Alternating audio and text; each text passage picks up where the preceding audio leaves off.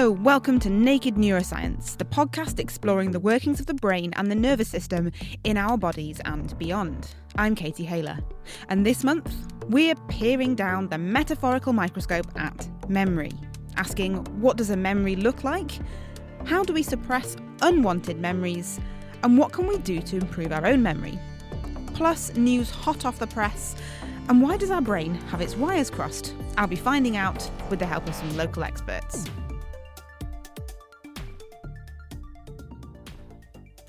Let's jump straight into some news. Joining me this month were cognitive neuroscientist Duncan Assel from Cambridge University and perceptual psychologist Helen Keyes from Anglia Ruskin University. First up, Duncan got stuck in to the rather controversial topic of screen time. There's been, in the last kind of 10, 15 years, a kind of dramatic rise in the amount of screen time. And probably the most salient example of which is social media. So the way in which we interact with each other in a social way has fundamentally changed. And people are increasingly worried that this is having a negative effect on our psychology and in particular on our mental health. So tell us specifically about what this paper was looking into then. So it's really hard to study because, firstly, everybody uses social media now. So there are no people who are kind of social media naive. And essentially all the data we have is correlational, right? So it's looking at how much screen time you use or the kind of thing you do and relationships with things like mood and feelings, things like anxiety and depression. And of course, it's really difficult to disentangle causal relationships. Last week, a paper came out in the Journal of Social and Clinical Psychology, which has got the great title of No More FOMO. Do you know what FOMO stands for? Fear of missing out, right? Exactly right. So no more fear of missing out. Limiting social media decreases loneliness and depression.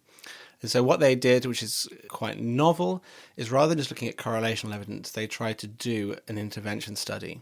They took 150 people, they randomly allocated them to two groups, and in one group, they were instructed to limit their use of social media to 10 minutes per day per platform, and with a maximum of 30 minutes per day. And so the idea behind it being is that if social media does play a key causal role in people's feelings of depression and loneliness, then limiting it ought to boost well-being.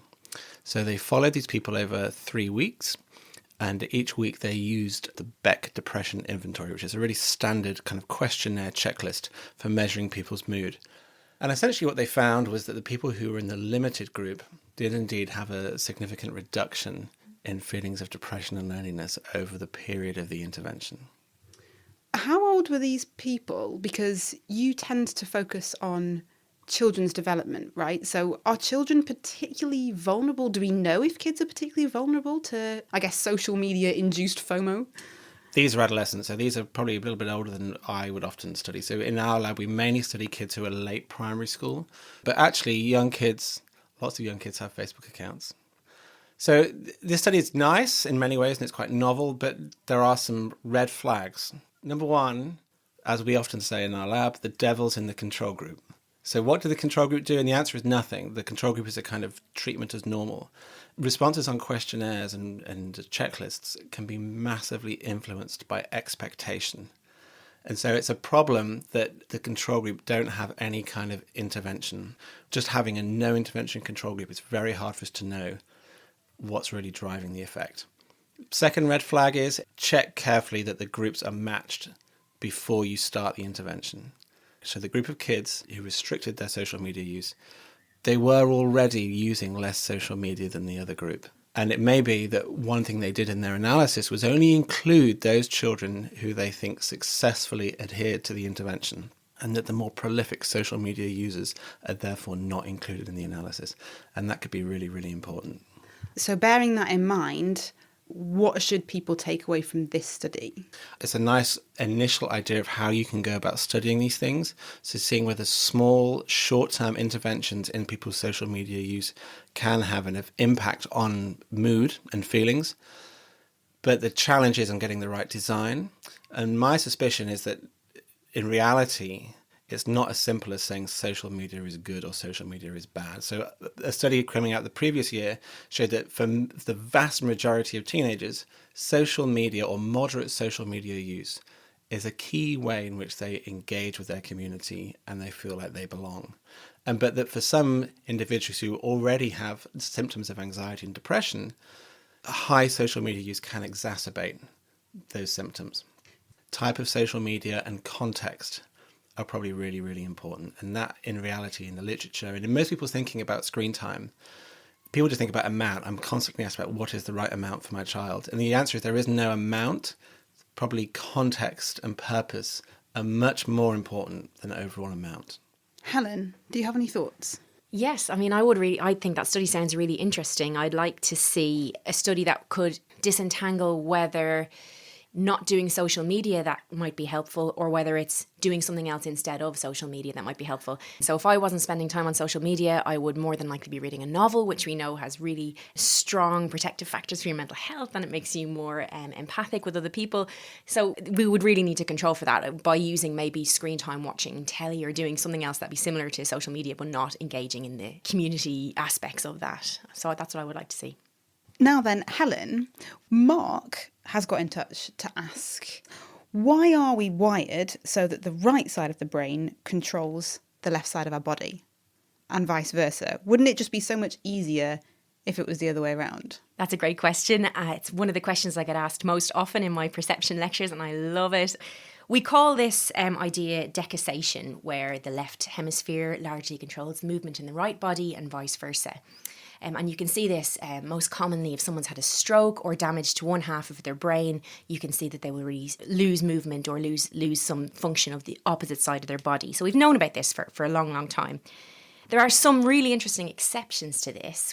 For example, smell doesn't decussate at all. The information from the left nostril goes directly to the left brain, and from the right nostril goes directly to the right brain. Also, hearing is partially uncrossed, so in some cases it decussates and in some cases it doesn't. So we might ask why this would happen. That's the more interesting question.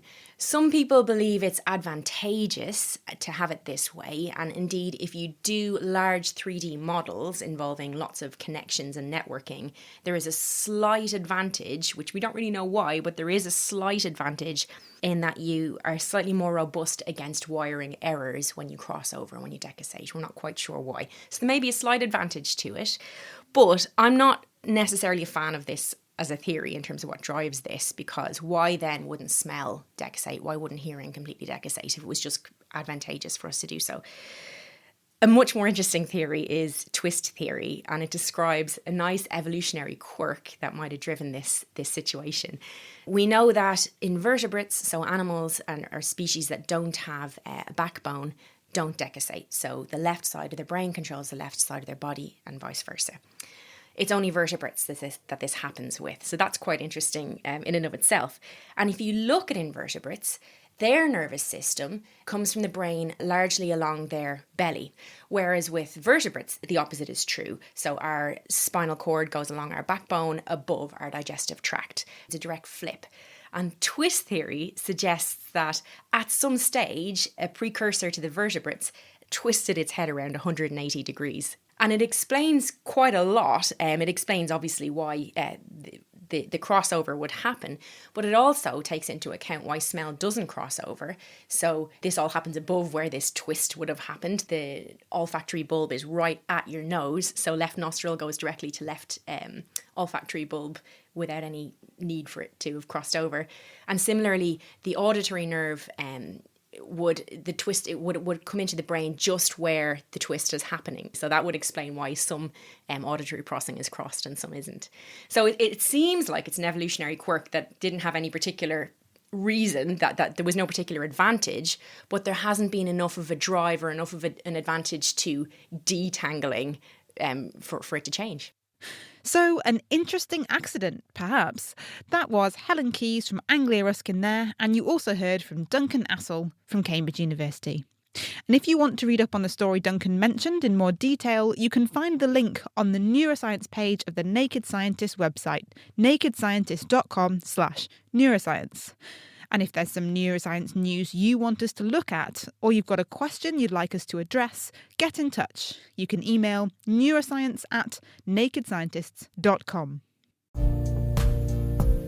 So what we were trying to do with this paper is to demonstrate the ability to type using brain signals, anywhere between approximately 4 and approximately 8 words per minute, a factor of between 2 and 4 faster than what's been demonstrated before. Each month, the eLife podcast talks to some of the world's best scientists. Join me, Chris Smith, as I hear about breathtaking discoveries hot off the press. Find the eLife podcast on iTunes or listen and download for free from nakedscientist.com/elife.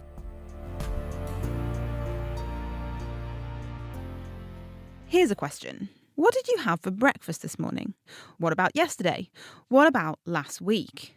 Whether it's reminiscing about that baking hot beach holiday, just forgetting your keys, or reciting that work to-do list, our memories are never far from our minds. But what actually is this mysterious system we call memory? Amy Milton is a memory expert at Cambridge University.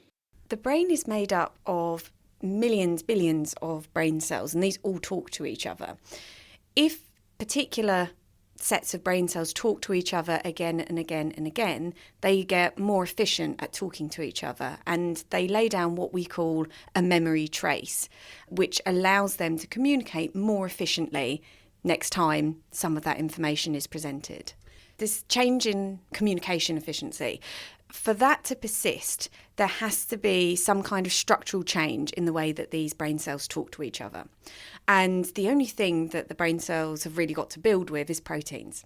So what you would see if you could look down a microscope and see a memory is a difference in proteins that are being produced by these individual brain cells, particularly the one that's receiving the signal, which we call the postsynaptic neuron.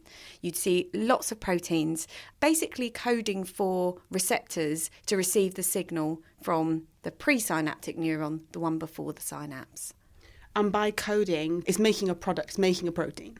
That's right. So when brain cells communicate with each other, the presynaptic neuron releases chemicals, which is detected by the postsynaptic neuron using receptors. So there's a little protein that receives the signal. When the change in communication efficiency happens, there's more of these proteins to receive that signal. So if we were to summarise then, a memory is a change in the behaviour of a neuron or a selection of neurons that can communicate with each other much more efficiently than they could do before. That's right. So it's a change in behaviour following an experience. And that works even at the level of individual neurons. Having received this signal again and again and again, the second neuron becomes much more efficient in detecting that. So it changes its behaviour based on its prior experience. And I guess that's a lovely definition because it also works at the level of the individual. Because if I remember that my cup of coffee is particularly good at that cafe compared to that cafe, I might change my behaviour and go to the other cafe. That's right. So it's a very broad definition, and there are a few problems with it, but as a working definition, it's not a bad one. Okay, so say before I came to see you, I got my cup of coffee, it was particularly nice. That memory is being made in my brain.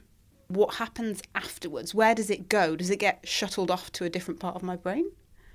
So that type of memory would actually be laid down in a number of different memory stores. We often think of memory as being a single thing, but it's not. There's lots of different types of long-term memory. We can have memories for individual events. So you remember that this morning you went to this location and you bought your cup of coffee, and you might remember the person who served you. You'll remember your individual order and so on. That's an event memory that we sometimes call episodic memory, and that depends on a particular brain area called the hippocampus. Alongside that, you will probably have formed an implicit memory, a sort of unconscious, much more motivationally relevant memory that the coffee from that shop is good. That location is a good location, and you may find that next time you're just wandering past that, you feel drawn into that location because you've had something good there before.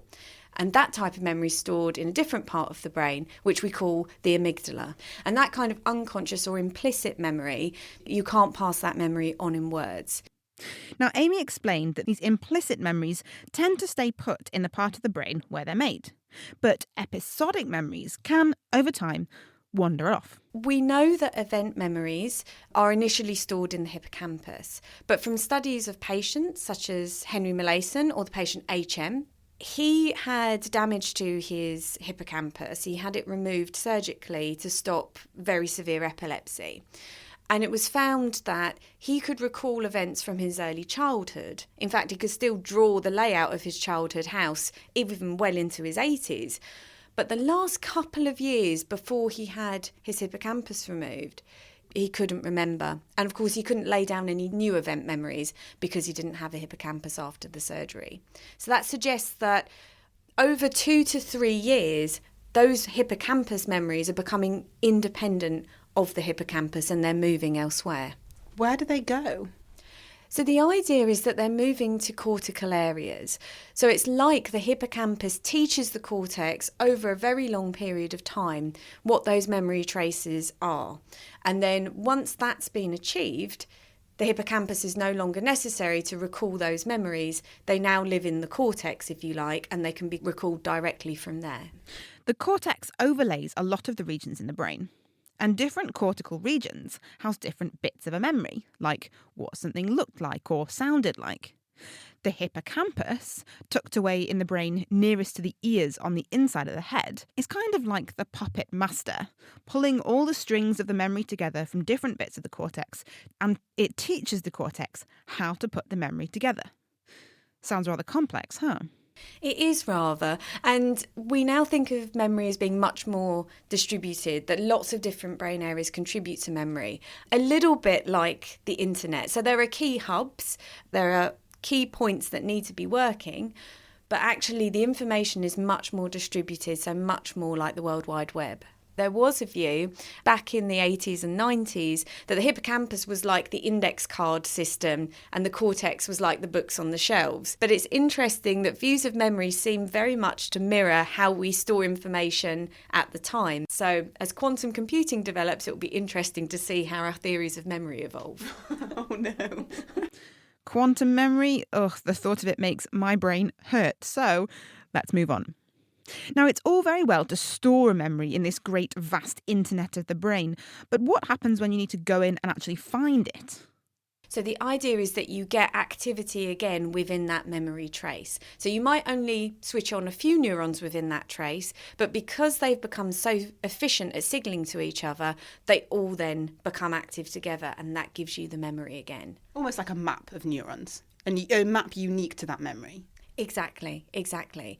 But under certain conditions where maybe a few extra neurons are active, that can then become wired up to that original memory trace. So that's the unexpected add-on information. Say you got something slightly wrong or something else has come along to add to that memory. Those neurons can sort of tack on to make a new map. That's right. Under certain conditions of retrieval, where there's new information incorporated, if that's replacing some old information maybe that you got wrong, you can also unpick some of that original information. You would be taking some of those receptors out of the neuronal membrane. So you put those receptors in when you made the memory, maybe now you need to pull them out. And that will then allow you to rewire that memory trace. And of course, if you're doing this again and again, and the more you recall that memory, the stronger those connections are getting, you can see how doing this over a period of time could lead to two people who had an original memory that was pretty similar, actually having two memories that are now quite different. So memory is pretty flexible. We update memories all the time. But with flexibility comes vulnerability to suggestion. And for instance, police, Amy says, have to be really careful of this when questioning witnesses. But is it really fair to expect us to be able to recall events absolutely? And is it even really necessary? I'll give the last word to Amy. We often think about memory as being about recording the past. Well, we know memory is not an accurate recording of the past. We do reconstruct quite a lot. Memory is actually more about knowing what to do next time you're in a similar situation. So it doesn't need to be 100% accurate. Just needs to be good enough to predict what's going to happen in the future. And that's one of the ways that we use to mark what's important. Amy Milton there from Cambridge University. Of course, severe memory loss can be devastating, but forgetting, it turns out, isn't always a bad thing. In fact, it can be really useful. So what is actually going on in the brain when forgetting occurs? I booked myself in for a magnetic resonance imaging scan of my very own brain with forgetting expert Michael Anderson from Cambridge University. We study people's ability to actively forget. So we believe that a lot of the forgetting that people experience is actually not accidental, and it's not just due to the passage of time or to the crumbling of memory traces, but things that we do to use our memory and also to protect ourselves. We have constructed a laboratory procedure which I think mimics the circumstances of motivated forgetting as they occur in the real world, and we set people the task of trying to forget in the scanner, and we watch their brain as they do this, and we hope to document the brain regions involved in that process. So we're not going to do a full test on me, but say we were, what kind of things would you ask me to forget? Well, we basically are studying a situation in which you confront a reminder to something that you'd rather not think about. We've all had that situation, right? You walk around the corner and you see a car from your ex, and you just put up the mental hand. You say, oh, nope, I'm not going to think about that. I'm going to stop thinking about that. Would traumatic memories and things come under the similar sort of category? Yeah, traumatic memories for sure. That's certainly, basically, a lot of the memories that we have stored in our brain are of things that we'd rather not think about, whether it's trauma or embarrassment, shame, anxiety, fear, any kind of negative emotions we'd rather not re-experience. Sometimes reminders in the world call those memories back into your mind, and people usually are not very well disposed to that happening, and so they try to push the unwanted memory out of awareness. What our research is focused on is that process of pushing. What is it that you're doing? What is it that the brain is doing to push something out of awareness, and how does it work? Well, the time has come. I can't put it off any longer. Excellent. Well, good luck. After making sure I had no metal on, which could be influenced by the magnet, I was led into the MRI room. I took my shoes off, was given some earplugs and laid down on a rather comfy bed, which, together with a funky headset and a mirror angled up at a computer screen, I slid slowly into a very large donut, whose walls were no more than a few inches from my face. Luckily, I'm not claustrophobic. Hi Katie, how are you? I'm pretty snug, to be honest. It's quite cosy in here. I can have a nap. I know. So, are you ready to start? I am. Okay, so just need you to stay very still, okay? And then you're just going to hear some sounds, and then I'll speak to you after that, okay?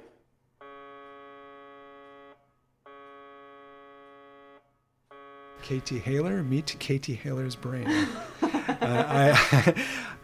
Before we look at this, I just want to emphasize the specialness of this, because the fraction of all humanity who's ever lived on Earth who has actually gotten a chance to see their own brain is very tiny, and you now are welcomed to that club. Wow, I feel very honoured. There is your brain. It looks perfectly lovely. Excellent news. What we're looking at here is a slice right in the midsection of the brain. So we can see the right hemisphere. We're looking towards the right hemisphere, and the left hemisphere has been stripped away. And we can see the prefrontal cortex off here to the left. Posterior visual cortices back here. And this is your brainstem. Everyone knows what a head looks like, but to slice through a head, as it were, it's a bit of an odd arrangement, so that I can see my skull. The eye sockets, yeah. And then there's the kind of wiggly, fleshy, almost like walnut-like bit of the brain at the top. Yes. And that goes from back to front. Yes, indeed. So those are the gyri and the sulci. Those are the technical terms. So the folds of the brain, and even though they look random, they're not. They're actually reasonably consistent across people to the extent that they actually have names. Here, what you're looking at is the corpus callosum. Below the wiggly, walnutty bits, Yes. more like a band, slightly lighter in colour from left to right. Indeed. So everyone's aware that there's a left hemisphere of the brain and the right hemisphere of the brain, the left side and the right side. Well, the corpus callosum connects the two halves together, allowing the two sides to talk to one another. And you're looking right at it right there. That's yours. Wow. What was the thing that looked a bit like a cabbage leaf? The cabbage leaf here is your cerebellum, a critical structure in motor coordination and fine motor movements, but it's actually also involved in higher level cognition as well. Most people have heard of the brain's gray matter, right? The gray matter is where your brain cells live. Basically, the neurons are in the gray matter. The white matter underneath it, which is kind of this big, bulky area, that's where the projections are going from one region of the brain to another region of the brain. So the axons that allow brain regions to communicate with one another. So they're white because these axons are encased in a fatty substance called myelin, called a myelin sheath. And that's significant because it basically increases conductivity, it increases the rate of communication between one region and another region if there's a myelin covering. So your brain is full of fat, basically. Oh, right. But I guess that's a good thing. It's a very good thing. You would hate life if it wasn't there. Now, this was structural MRI. It gave me a picture of my brain.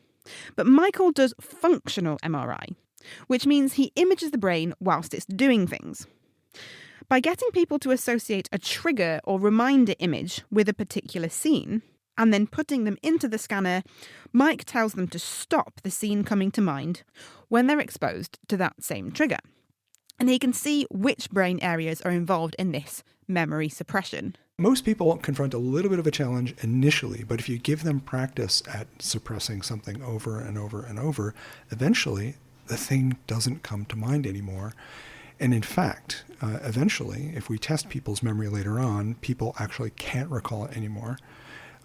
Even when they want to recall it. So if they suppressed it often enough, it causes forgetting, and that we call that phenomena suppression-induced forgetting. One of the most pervasive symptoms in psychiatric disorders, whether you're talking about OCD, anxiety disorder like pathological worry, or rumination and depression, or flashbacks and PTSD or intrusive memories, there's kind of a commonality there of the memory delivering things to your mind that you don't want, and difficulties in preventing that from happening. And so if we can document how the brain controls unwanted thoughts and memories when somebody doesn't have a psychiatric condition, and we understand that the networks involved in that very deeply, then there's a hope that we can better identify what might be going wrong in people suffering from that intrusive symptomatology, and then develop interventions to address them. So what actually is going on in the brain when we try to suppress an unwanted memory? In Mike's office, he filled me in. It's all about stopping, really. So how do we stop memory from doing what it usually does? And to understand this, we build on a model of stopping physical actions, which we're also quite good at. So stopping, like, for example, stopping yourself from reaching and grabbing a hot pot. We know that the prefrontal cortex is critical for this, and particularly the right prefrontal cortex. It interacts with motor cortical regions to shut down the action. And we thought maybe the same kind of thing happens, except that the prefrontal cortex interacts with structures involved in memory, like the hippocampus. And that's indeed what we find. We find that when you put people in that situation where you give them a reminder to something that you ask them to not think about, they engage this right prefrontal region to shut down activity in the hippocampus. So now the group know which brain areas are involved in active forgetting in healthy volunteers. The next step is to look at the brains of people suffering with these unwanted memories. The aim being that if they can spot the differences in brain activity, this may one day inform a potential treatment. But it's not just unwanted memories that we can suppress. Michael also studies how we suppress distracting ones, and he's recently published a paper on just this. Suppose you go to the same supermarket over and over and over, and you bring your car and you park in a different spot each time. When you come out of the supermarket and you ask yourself, where did I park my car? There'll be that momentary confusion. Did I park over to the left or over to the right. And that confusion is generated by the fact that your memory is delivering multiple alternatives to you based on your past experience. And eventually you suss it out. You think, yes, that's right, I parked over there today. And that little moment of confusion created by an overabundance of answers is sorted out by a process of active forgetting, of suppressing the distracting alternatives, and in making that selection, retrieving one thing at the expense of others, that gradually causes you to forget those other things. And there's a reason why you don't remember every time you've parked in a parking lot. So to remember one thing is to forget something else? Yeah, more or less, yeah. And you did this in rats, so I'm guessing the parking is a bit of a metaphor. You didn't have rats parking cars. Why is it important to study this in rats? Because I think everybody has the kind of question, what's actually happening in the brain when you forget? What changes in neurons are happening, for what brain cells are happening, for example? We can't get that by studying humans alone because, I can't open up someone's brain just to explore what's happening when they're forgetting something. It's just unethical to do so. And so our best approximation of this is to study forgetting in animals.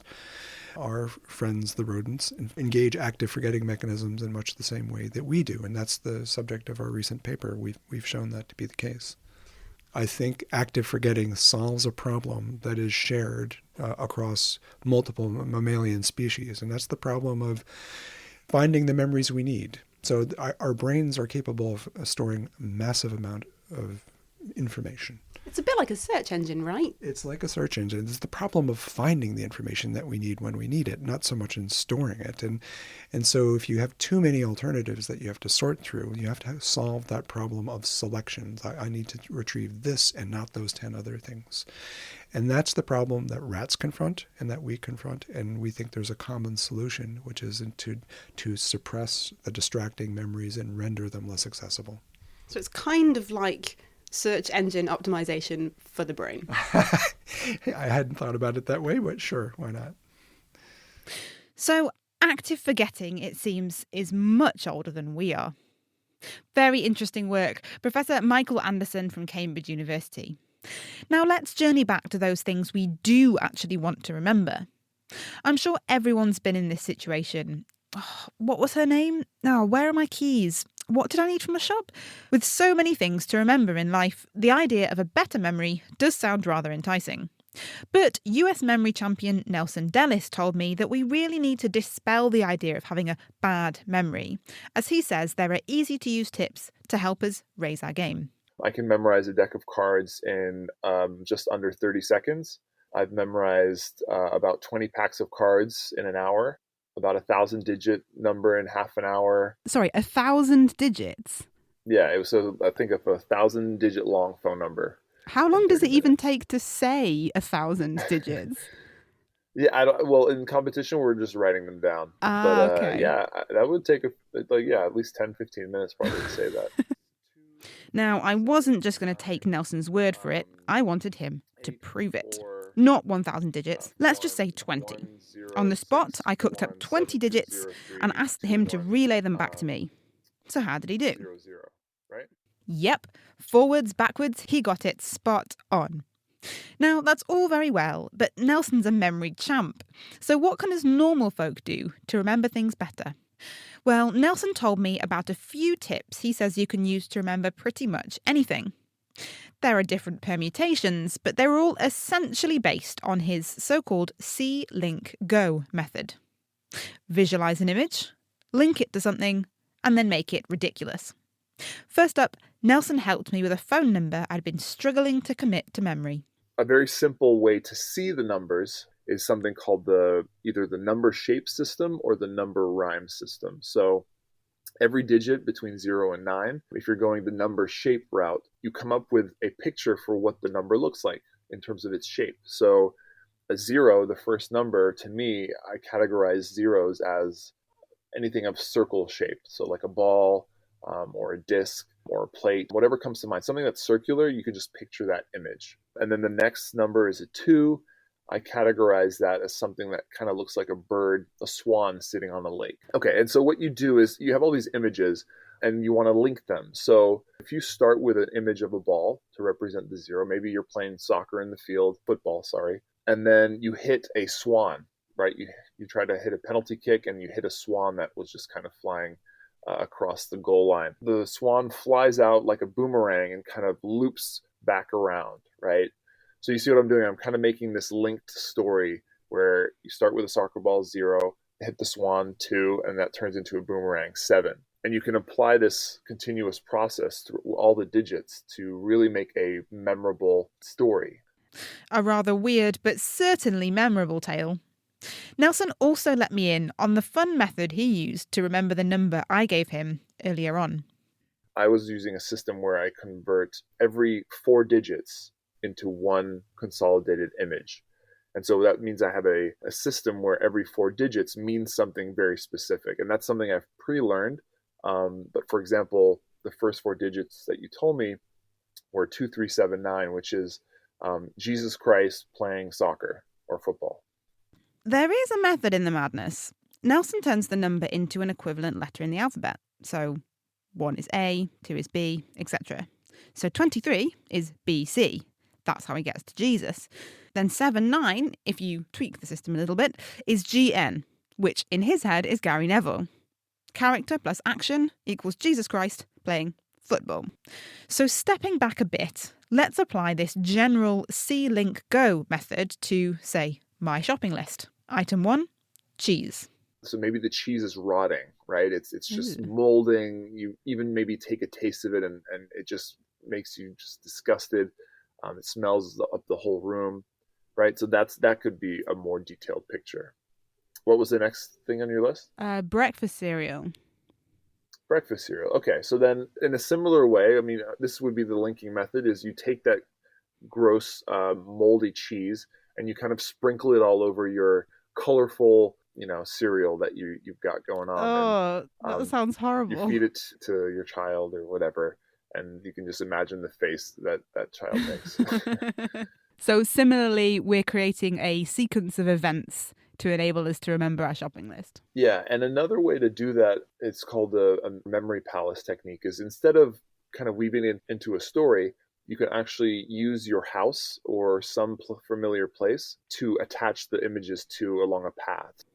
So how easy is this to do? With the help of a few willing co-workers, we put the method to the test. First up, naked scientist Izzy Clark employed the memory palace technique on her work to-do list, and Adam Murphy used Nelson's technique of associating groups of 4 digits with characters doing actions to memorise phi, the golden ratio.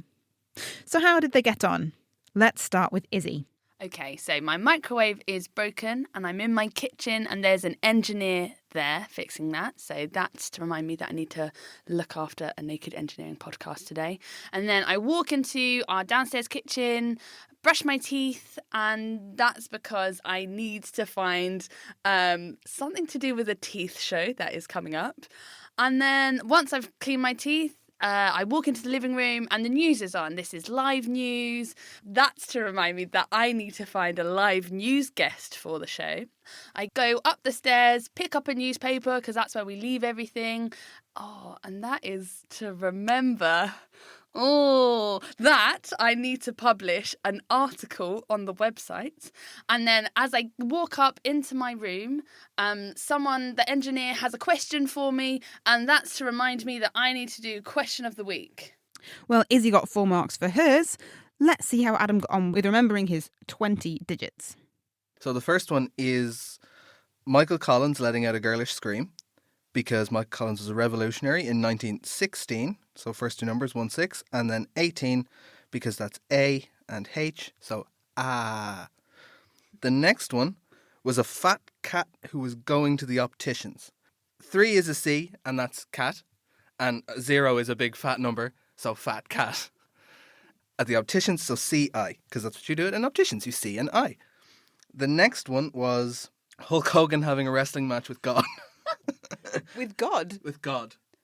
Right. Because Hulk Hogan is 88HH and then 74 is GD. So God. Then the next one was, this was the hard one because I couldn't come up, I can nearly remember 98 is the next 2 because I couldn't come up with a thing for it. Okay, so it hasn't quite worked on that. Let's skip past 98. But whatever that thing was, it was trying to drink because the next 2 is 94, which is ID. And then the last one was George Orwell going to town on a bucket of ice cream. Because 1984, and then 82 is HB, which is a brand of ice cream back home. Each to their own. Well done to Adam and Izzy. And why not have a go yourself? And tell us how you got on. Drop us an email to neuroscience@nakedscientists.com. And if you want to find out more about Nelson's methods, his book, Remember It, is out now, and he's also on YouTube. Thank you to all our guests this week: Amy Milton, Duncan Assel, Helen Keyes, Michael Anderson, and of course, Nelson Dellis. And thank you to you for remembering to listen to the show. And that's all we've got time for this month. Next time, we'll be navigating the peripheral nervous system and asking what life's like for those affected by peripheral nerve injury and what can be done to help. Do join me then.